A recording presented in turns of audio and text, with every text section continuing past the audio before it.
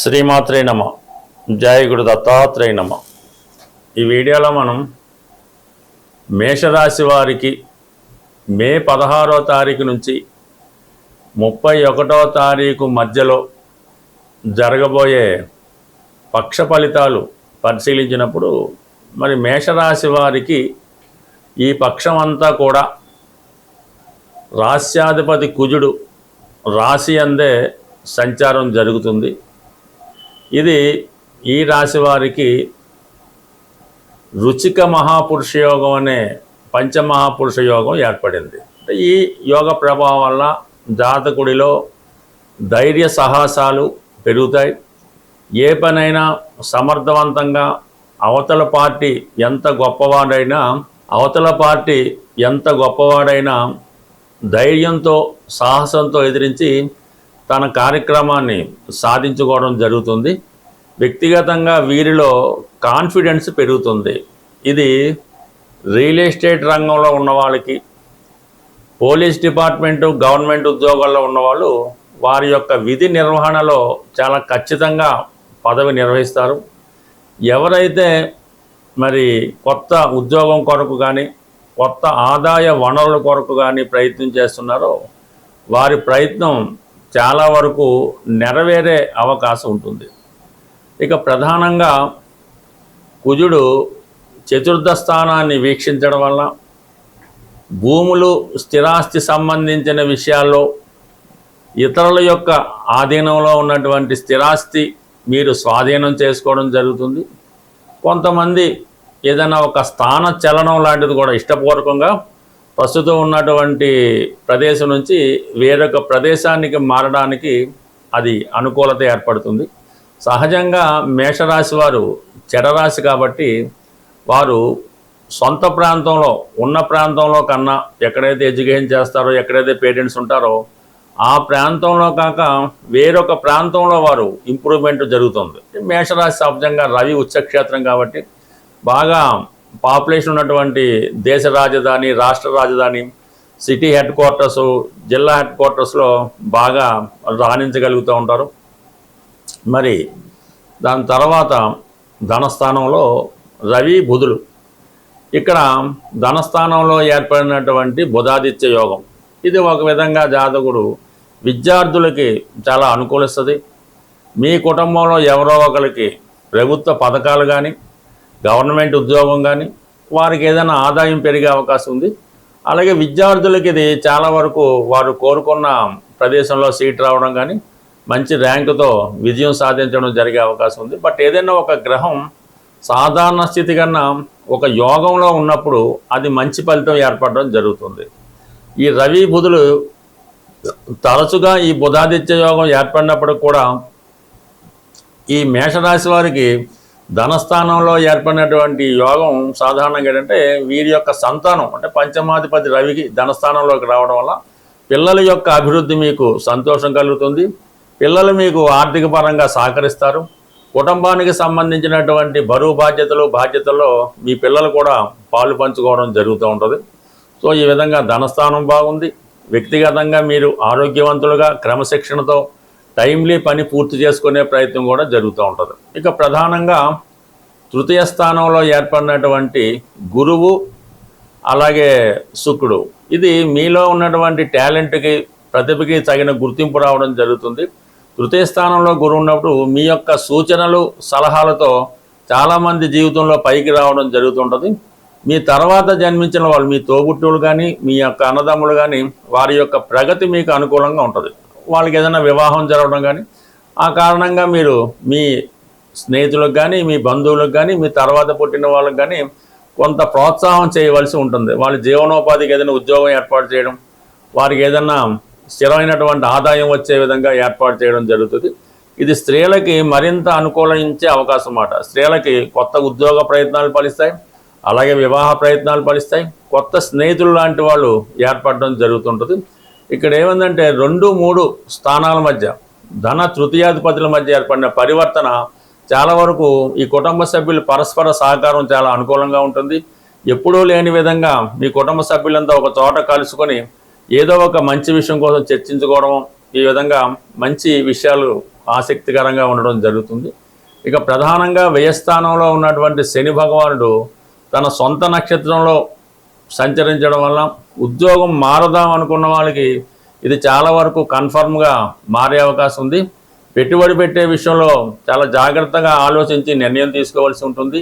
ఈ సమయంలో మీరు ఎవరికైనా ధనం ఇచ్చినా వేరే విధంగా ఇన్వెస్ట్ చేసినా అది చాలా కాలం తర్వాత మాత్రమే తిరిగి రావడం జరుగుతూ ఉంటుంది. ఏదైనా ఈ టైంలో మీరు లాంగ్ టర్మ్ ఇన్వెస్ట్మెంటు భూముల్లో స్థిరాస్తుల మీద చేసుకుంటే మంచిది తప్ప మరి స్పెక్యులేషను, వడ్డీ వ్యాపారం, ఎవరికైనా అప్పు ఇవ్వడం, ఇటువంటి చిల్లర వ్యాపారాలు చేయడం వల్ల 99% ధన నష్టం జరిగే అవకాశం ఉంది. బట్ ఏదైనప్పటికి కూడా దశమ స్థానంలో ఉన్నటువంటి రాహువు, తృతీయ స్థానంలో ఉన్నటువంటి శుక్రుడు, సినిమా ఇండస్ట్రీలో ఉన్న వాళ్ళకి, సాఫ్ట్వేర్ రంగంలో ఉన్న వారికి కొన్ని కొత్త అవకాశాలు రావడం జరుగుతుంది. ఈ వీడియోలో మనం కుజదోషం మీద ఉన్న అపోహలు, అపార్థాలు వీటి గురించి తెలుసుకునే ప్రయత్నం చేద్దాం. సాధారణంగా కుజదోషం అన్నది ఇంచుమించుగా ఒక 100 జాతకాలు పరిశీలిస్తే 90 జాతకాల్లో ఈ కుజదోషం ఉంటుంది. ఈ కుజదోషం అన్నది లగ్నం నుంచి, చంద్రుడున్న స్థానం నుంచి, అలాగే శుక్రుడున్న స్థానం నుంచి లెక్క పెట్టడం జరుగుతుంది. ఇది లగ్నం నుంచి ఉదాహరణగా తీసుకుంటే 2, 4, 7, 8, 12 స్థానాల్లో కుజుడు ఉన్నప్పుడు అది కుజదోషంగా భావించడం జరుగుతుంది. ఇలాగా లగ్నం నుంచి 2, 4, 7, 8, 12లో ఉన్న, చంద్రుడి నుంచి 2, 4, 7, 8, 12లో ఉన్న, శుక్రుడి నుంచి ఉన్న అది కుజదోషం అవుతుంది. అయితే 1వ స్థానంలో కుజుడు కొంతమంది కుజదోషం అని, కొంతమంది లేదని చెప్పడం జరిగింది. బట్ ఏదైనా కుజుడు 1వ స్థానంలో ఉన్నా కూడా అది కుజదోషంగానే పరిగణించవలసి ఉంటుంది. అయితే గురువర్గ లగ్నాలైనటువంటి మేష, కర్కాటక, సింహ, వృశ్చిక, ధనుస్సు, మీనరాశుల్లో రాశియందు, లగ్నమందు గురువు ఉన్నా కూడా కుజదోషం కింద కాదని, వృషభం, మిథునం, కన్య, తుల, మకర, కుంభాల్లో లగ్నమందు కుజుడున్న దోషం అని చెప్పడం జరిగింది. బట్ ఎక్కడున్నా రాశి అందు కానీ లగ్నం కానీ ఉన్నటువంటి కుజుడు 4, 7, 8 స్థానాలను వీక్షిస్తాడు. ఇది సివియర్ కుజదోషంగా మనం భావించవలసి వస్తుంది. సో ఈ విధంగా పరిశీలించినప్పుడు ఇంచుమించుగా 100కి 90 జాతకాల్లో కుజదోషం ఉండడం జరుగుతుంది. బట్ ఇది కుజదోషం ఉన్నవాళ్ళు కుజదోషం ఉన్న వాళ్ళనే పెళ్లి చేసుకోవాలా అన్న విషయం ఒకటి ప్రచారంలో ఉండడం జరిగింది. కుజదోషం ఉన్న స్థానాల్లో వేరొక జాతకంలో ఈ స్థానాల్లో వేరే పాపగ్రహాలు ఉన్నా కూడా కుజదోషం న్యూట్రల్ అవుతుంది. అయితే ఇది వ్యాపార దీక్షతో గాను తెలుసో తెలియకో కొంతమంది చూస్తున్న ప్రతి జాతకంలో కూడా వాళ్ళు ఏదో 10th పాస్ అయింది అమ్మాయి, ఏ కోర్సులో చేర్పించాలి, లేదంటే అమ్మాయి ఇప్పుడే జన్మించింది, ఏ పేరు పెట్టుకోవాలి, లేదా అమ్మాయికి ఏదో కొద్దిగా హెల్త్ బాగాలేదు, ఎలా ఉంటుంది, ఏ జాతకం మన దగ్గరికి అమ్మాయి జాతకం వచ్చినా కూడా అసలు విషయం మానేసి ఈ అమ్మాయి కుజదోషం ఉంది, ఈ కుజదోషం ఉండడం వల్ల పెళ్ళి అవ్వదు, లేదంటే ఇంకొక ప్రాబ్లం అది వస్తుంది, లేదంటే లవ్ అఫేర్ ఉంటుంది, ఈ విధంగా జాతకుడు చెప్పి దాని పరిహారం చేయించడం జరుగుతూ ఉంది. అది తెలియక కూడా కావచ్చు.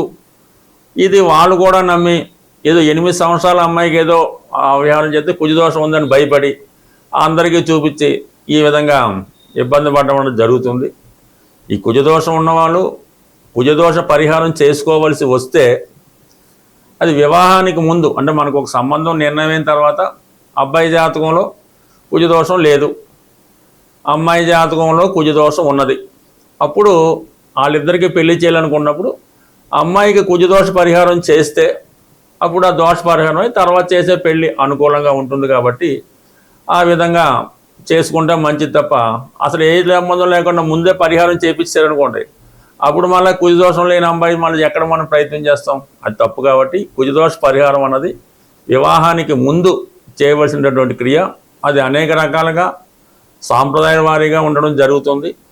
బట్ ఈ మధ్యకాలంలో ఒక అమ్మాయికి సాధారణంగా, అంటే ఒక అబ్బాయి అనుకుందాం, ఈ అబ్బాయికి ఏముందంటే యాక్చువల్గా ఏదో ఒక అబ్బాయి జీవితంలో ఒకటే పెళ్లి రాసిపెట్టి ఉంది. కొద్దిగా లేటు, అతనికి ఉద్యోగం లేకపోవడం వల్ల, లేదంటే వేరే సాంప్రదాయ వృత్తిలో ఉండడం వల్ల వివాహం లేట్ అవుతుంది. ఎవరో ఒక గుళ్ళో పూజారి చూపిస్తే ఈ అబ్బాయి కుజదోషం ఉంది, పెళ్ళి అవ్వట్లేదంటే, సరే ఏంటి పరిష్కారం అంటే ఈ డూప్లికేట్ మ్యారేజ్, ఏదో అల్లి చేతితో పెళ్లి చేయలేదు చెప్పారు. ఆ విధంగా వాళ్ళు ఆ పెళ్లి చేశారు. ఉన్నది ఒకే పెళ్లి అబ్బాయి జాతకంలో, ఈ అరటి చెట్టుతో పెళ్లి అయిపోయింది. ఇంకా తర్వాత 10 సంవత్సరాలైనా వివాహం అన్నది అబ్బాయి కావలేకపోవడం జరుగుతుంది. బట్ అందువల్ల తెలిసో తెలియకో కొన్ని పరిహారాలు చేయడం వల్ల వారి జీవితంలో ఈ విధంగా పెళ్లి కాకుండా బ్రహ్మచారిగా ఉండిపోవడం కూడా జరుగుతుంది. కాబట్టి ఈ కుజదోషం గురించి పెద్దగా అపోహలొద్దు. చిన్నపాటి పరిష్కారంతో ఈ సమస్య సాల్వ్ అవుతుంది. ఈ కుజదోషానికి అనేక రకాలుగా ఎగ్జాంపుల్స్ ఉన్నాయి. కొన్ని లగ్నాలకి, కొన్ని రాసులకి, కొన్ని నక్షత్రాలకి కుజదోషం అన్నది ఉండదు. అలాగే కొంత ఏజ్ దాటిన తర్వాత కుజదోషం ఉండదు. గురు దృష్టి ఉంటే కుజదోషం ఉండదు. ఇలాగా కుజదోషం ఒకటైతే 99 రకాలుగా పరిహారం జరుగుతుంది. బట్ ఏదో ముందు జాగ్రత్తగా చేసుకున్నా కూడా అది పెద్దగా ఏమి దానికోసం భయపడి జీవితాలు నాశనం అయిపోయినట్టు ఇబ్బంది పడే పరిస్థితి అయితే లేదు. కేవలం ఇది ఒక అపోహ తప్ప ఇది పెద్ద కొంపలు మునిగిపోయే దోషం అయితే కాదు. బట్ ఇది బ్రతుకు తెరువు కోసం చాలామందికి ఇది ఉపయోగపడుతుంది. అంటే కొంతవరకు బతకొచ్చు, కానీ మరీ అన్యాయంగా బతకకుండా అవతల వారిని భయభ్రాంతులకు గురి చేసి జీవితాలను నాశనం చేసే విధంగా శాస్త్రం ఉండకూడదనే ఉద్దేశంతో ఈ పరిజ్ఞానాన్ని మీకు అందివ్వడం జరుగుతుంది. బట్ ఇంకా అనేక శాస్త్రం, అనేక డెప్త్ ఉంది. నాకు తెలిసినటువంటి 1% జ్యోతిష్ శాస్త్ర పరిజ్ఞానంతో చెప్పడం జరుగుతుంది. స్వస్తి.